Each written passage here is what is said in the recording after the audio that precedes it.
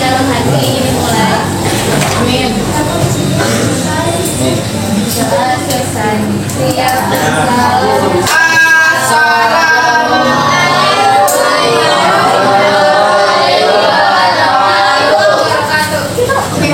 Selamat siang semuanya. Gimana kabarnya hari ini? Sehat. Alhamdulillah. Sebelum kita masuk ke pembelajaran kita dulu ya.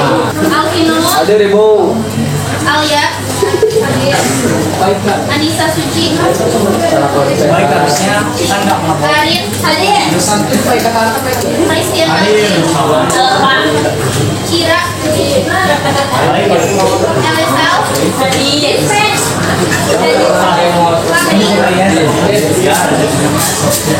Kemarin kita udah bahas tentang teks hikayat. Kita udah membahas terkait pengertian sama ciri-ciri. Ada yang masih ingat nggak salah satu ciri-ciri dari teks hikayat apa aja?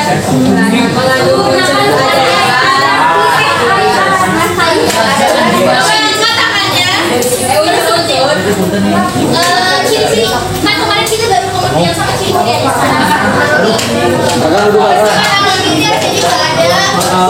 Sekarang kita akan mempelajari lebih dalam. Jadi tujuan pembelajaran kita hari ini yang pertama itu adalah menemukan unsur intrinsik di dalam teks hikayat.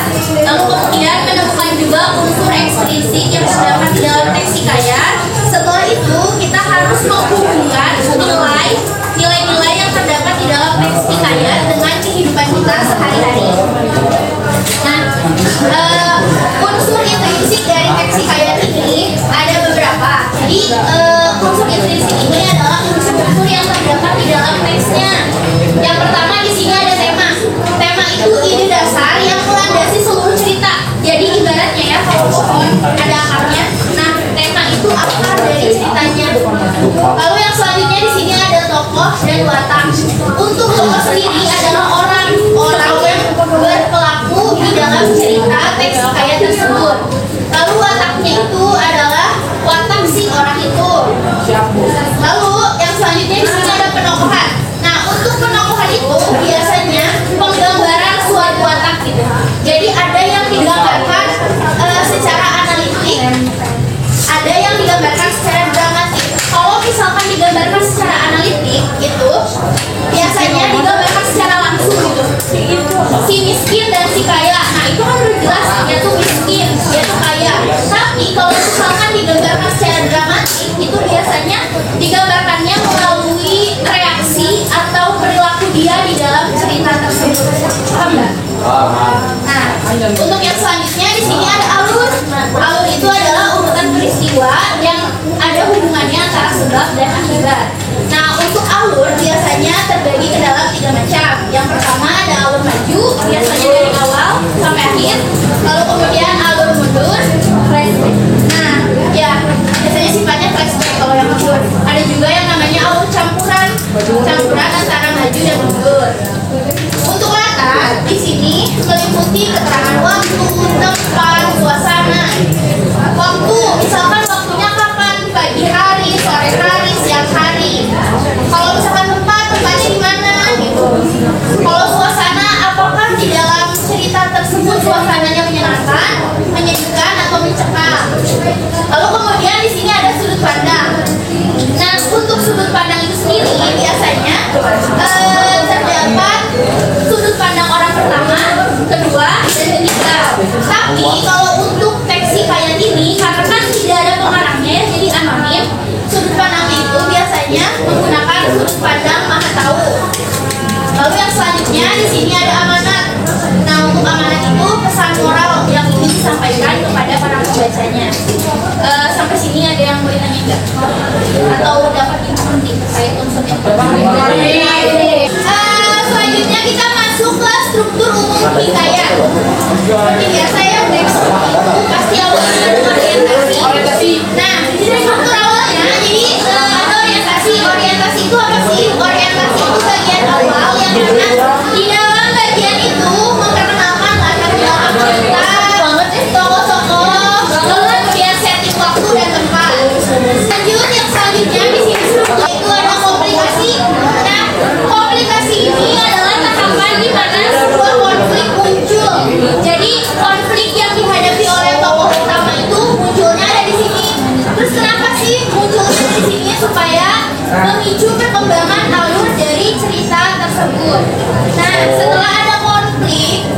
solusi. Jadi yang selanjutnya ada resolusi. Nah, resolusi ini adalah penyelesaian suatu konflik atau masalah yang mungkin akhirnya akan disertai dengan keberhasilan. Bisa jadi perjuangan yang berhasil atau yang lainnya.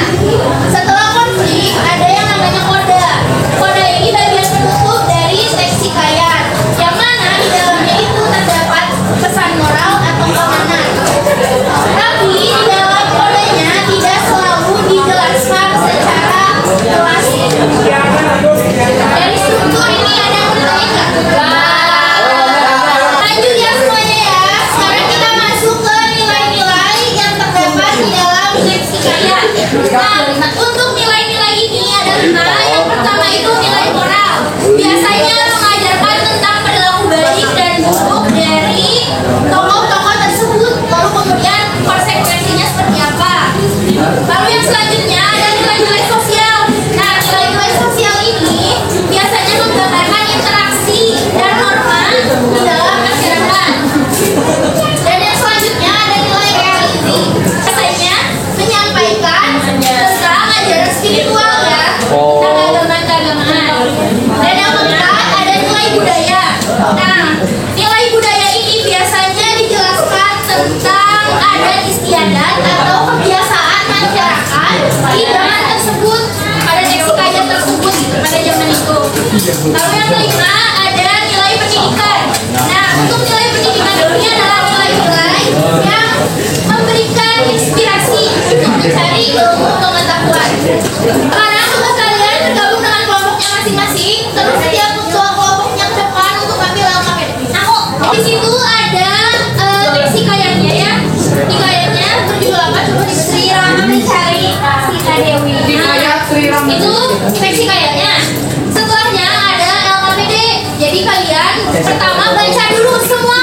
Anggota kelompoknya harus tahu ceritanya kayak gimana. Jangan cuma baca. Setelah itu kalian analisis dulu unsur intrinsik dari teks hikayat itu, mulai dari tema, tokoh, dan sebagainya. Nah, setelah kalian menganalisis unsur intrinsik, kalian cari nilai-nilai di dalam teks hikayat itu.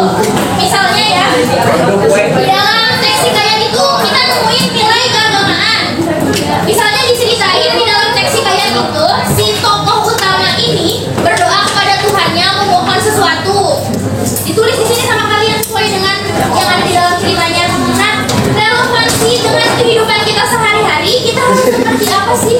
Paham di sini berhal-hal ya, kayak gitu. Lalu setelah selesai itu disimpulkan. Silakan disimpulkan. Aduh, Ibu.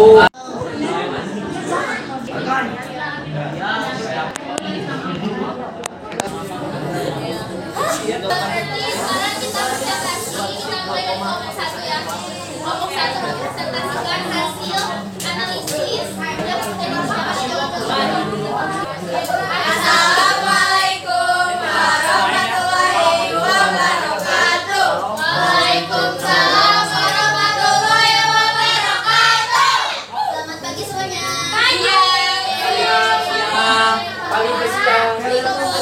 Kita bakal mempresentasikan hasil diskusi kita tentang teks hikayat Sri Rama mencari Sita Dewi.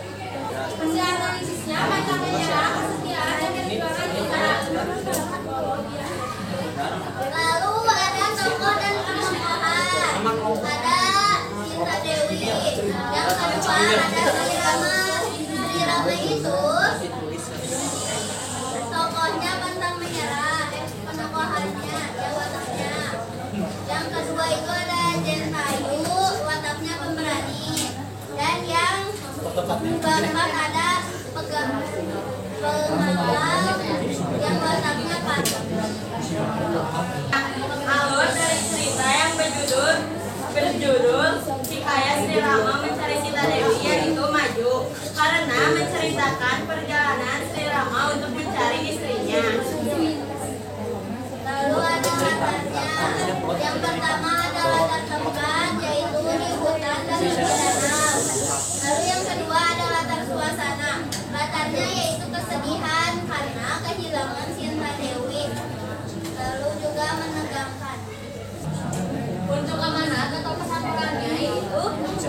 Pantang menyerah. Kita jangan pantang menyerah, walau ujian kita sulit ya.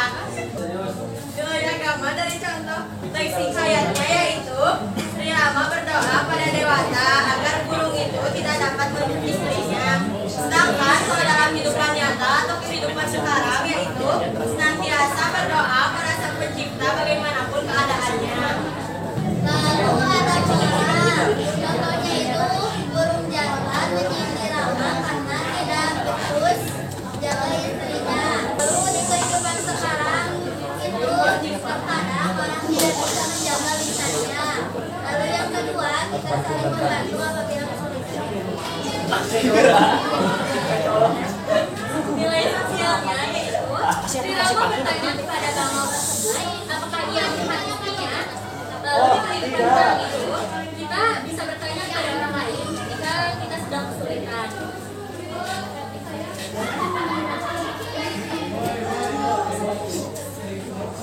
Nilai budaya dilihat dalam cerita tokoh burung Dirgahayu dibakat oleh Sri Rama.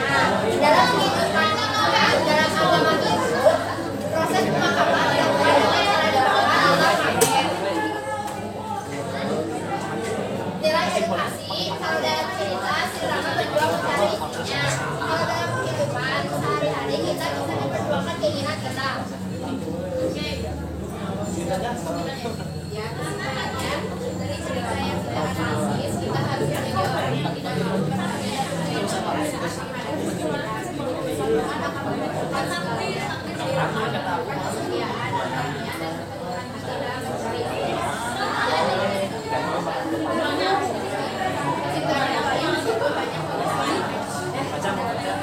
coba tadi berdasarkan hasil presentasi dari kelompok 1 disebutin tokoh di dalam teks hikayat itu ada berapa? Memang ada 4 atau gimana? Memang ada 4. Kalau kita ada yang mau berpendapat tidak?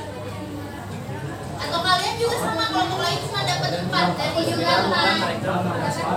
5. Apa?